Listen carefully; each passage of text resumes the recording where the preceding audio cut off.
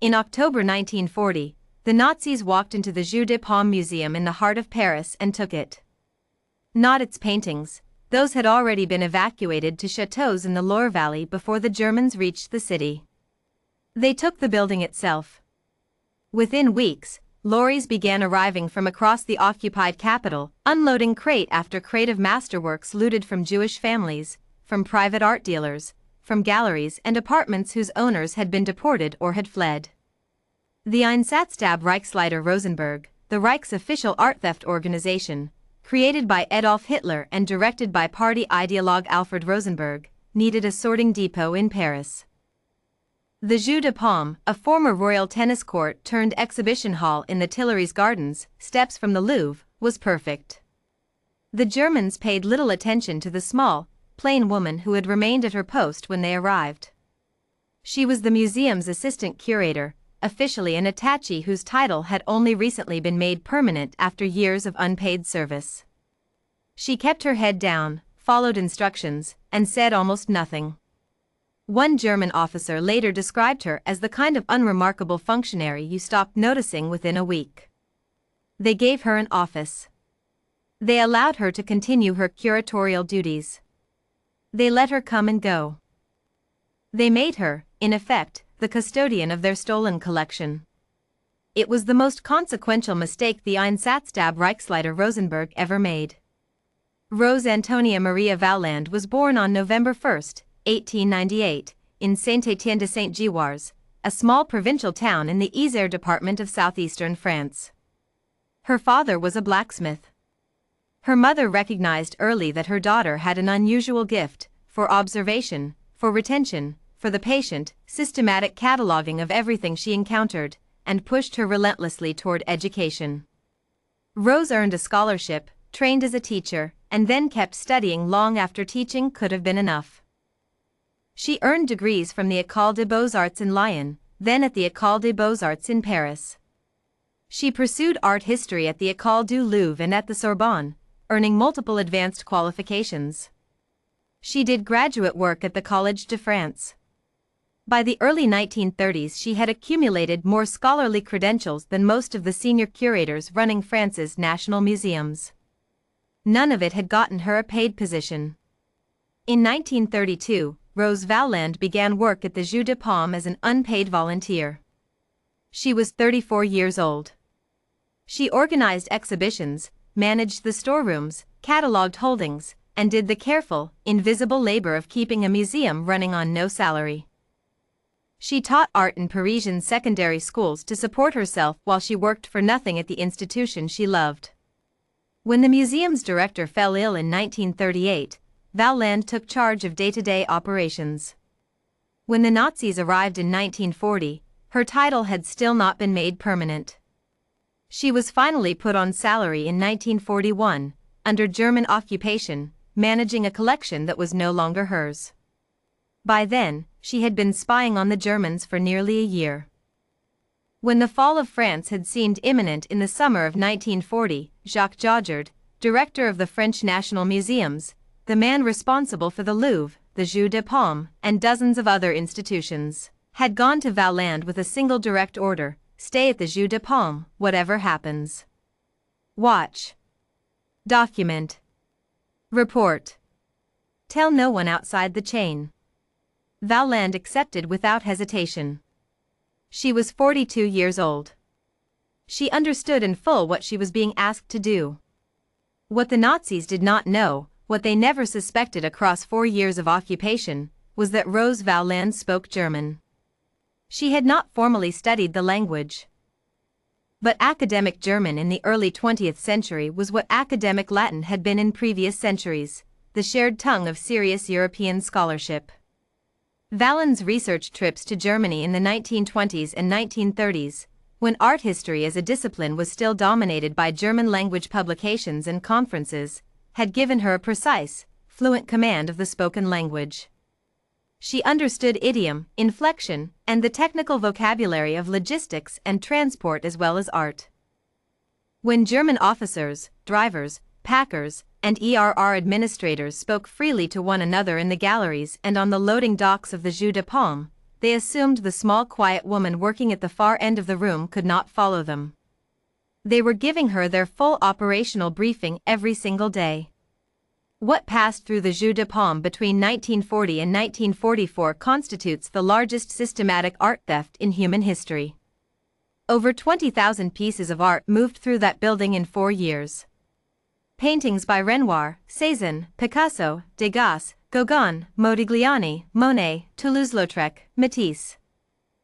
Works by Vermeer and Rembrandt seized from the collections of French Jewish families, the Rothschilds, the David Weils, the Bernheims, the art dealers Paul Rosenberg and Alphonse Kahn. The plunder arrived by lorry and by cart, sometimes in single crates, sometimes in truckloads, catalogued by the ERR with the same bureaucratic thoroughness the Nazi regime applied to everything it intended to keep permanently. Alongside the paintings came furniture, tapestries, sculptures, silverware, and what Valland later called, in her own notes, humble possessions whose only value is in human tenderness, the everyday objects stripped from the apartments of families who were being deported to the East.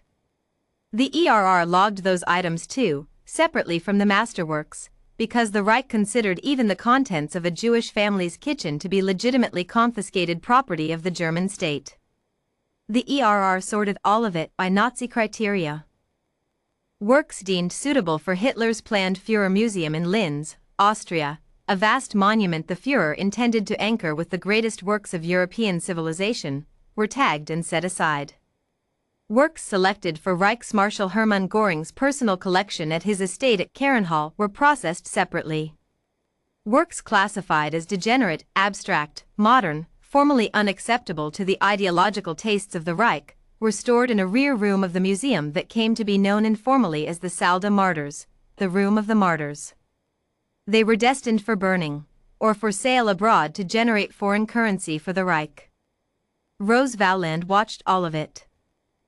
Every day, in the notebooks she carried home each evening and hid in locations she never committed to writing, she recorded the provenance of each piece and its previous owner, the ERR inventory numbers, the packed crate dimensions, the assigned railway car numbers, and the documented destination of every outgoing shipment.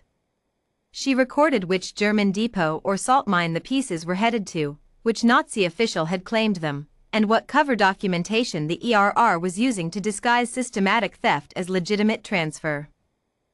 She noted that Göring made 21 separate visits to the Jeu de Paume over the course of the war, 21 times arriving by private train at a siding near the Tuileries, moving through the galleries at his leisure, selecting pieces for himself and for Hitler's Linz project with the casual confidence of a man exercising a property right. He maintained what the Germans internally called his personal reservation list, pieces set aside specifically for Karrenhall before any other Nazi official could claim them. 21 times, Rose Valland stood within earshot and wrote down what he chose, what he rejected, what was crated and dispatched on which car to which destination. The Germans grew suspicious of her twice. On one occasion, she was accused of hiding enemy combatants in the museum and was forced at gunpoint to lead a German search team through every room of the building. Nothing was found. She returned to her desk when they left and continued her records without interruption. On another occasion, direct Gestapo questioning produced nothing. She answered their questions, satisfied their immediate suspicions, and went home that evening to the small apartment near the Latin Quarter where her notebooks were hidden. The most dangerous period began in the summer of 1944. The Allied landings in Normandy on June 6 had transformed the occupation from a settled occupation into a German retreat. Nazi officials began accelerating the evacuation of the Jeu de Paume's contents, determined to get as much as possible to Germany before Paris fell. On August 1, 1944, 148 crates of art were moved from the museum to a nearby railway station. The 5 sealed railcars contained masterpieces, Cézanne's, Renoir's, Modigliani's, works by Degas and Braque, as part of what German transport documents designated train number 40044, bound for Germany. Rose Valland recorded the rail car numbers before those cars left the station.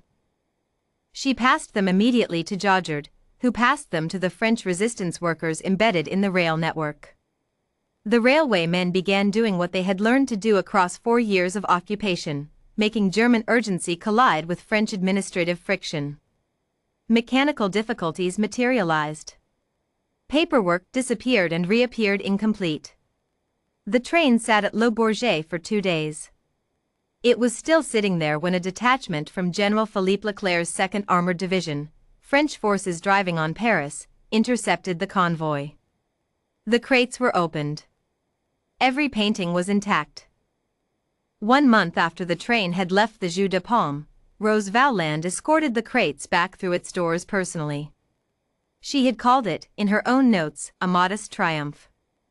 It was one of the clearest examples in the history of the Second World War of intelligence work, patient, meticulous, conducted alone, conducted daily at mortal risk, producing a direct and irreplaceable operational result.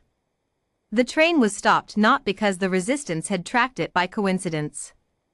It was stopped because one woman had spent 4 years recording every car number, every consignment, every destination, and had been ready with the right information at the decisive moment. After Paris was liberated, Valland turned over her complete records to the Allied forces and was commissioned as a captain in the French army, one of the very few museum professionals to hold a military rank in the war. She joined the Monuments Men, the Allied unit of art historians and museum professionals tasked with locating and recovering cultural property stolen during the occupation. Where the Monuments Men worked from post-liberation detective work, Rose Valland worked from a 4-year archive of documented consignments. She knew which salt mine in Austria held what. She knew which German estate had received which pieces. Her records proved indispensable to every major recovery operation in the Western occupation zone in 1945. The salt mines at Altausee in Austria alone yielded thousands of pieces. The records she had compiled in silence, in a building full of people who thought she couldn't understand them, were the map to most of it. By the time the post-war restitution process wound down, Valland had played a central role in the recovery of approximately 60,000 looted works of art from French collections. Around 45,000 of those were returned to their rightful owners or heirs by 1949. France awarded her the Medal of the Resistance and the Legion of Honor. The Federal Republic of Germany honored her. The United States awarded her the Medal of Freedom. She became president of the French Commission for the Protection of Works of Art and spent her retirement years continuing to pursue missing pieces. She did not stop until her death on September 18, 1980. Her funeral was held at the Invalides in Paris, with full official ceremony. Barely a half-dozen people attended who were not colleagues: the director of French Museum Administration, the chief curator of the drawings department, a few museum guards. The woman who had documented the largest art theft in human history, who had stopped a train carrying irreplaceable masterpieces with nothing but a recorded rail car number, was buried in her native town in provincial France in near-complete obscurity. Valland herself estimated that roughly 1/3 of all privately held art in France had been looted during the occupation. Her handwritten records remain the primary source for restitution claims into the 21st century. Works are still being identified, still being returned, because of what she wrote down in a museum office while the Germans around her assumed she could not understand them. The answer to how she did it, for 4 years, without being caught, is not complicated. She was meticulous, disciplined, and possessed of an absolute stillness. She had spent a decade as an unpaid volunteer before the war because she loved the museum enough to work for nothing. The same quality of attention that had let her catalog exhibitions and manage collections with no salary, the trained eye, the patient documentation, the refusal to let anything pass without being recorded. She turned all of it towards something the Nazis never imagined a quiet custodian could accomplish. There is something specifically worth noting about the nature of her weapon. She did not blow anything up. She did not smuggle agents across a border or shoot anyone in a stairwell. What Rose Valland did every day for 4 years was pay attention and write things down. In the history of intelligence work, that is both the most ordinary and the most underestimated activity imaginable. The ERR kept its own meticulous records. So did she. The difference was that the ERR's records documented a theft. Hers documented the same theft from the opposite direction, as evidence for its eventual undoing. They occupied her museum and dismissed her completely. Rose Valland, daughter of a blacksmith from the provinces of France, wrote down everything they did. And when the war was over, hers was the record that mattered, the one that brought 60,000 works of art home.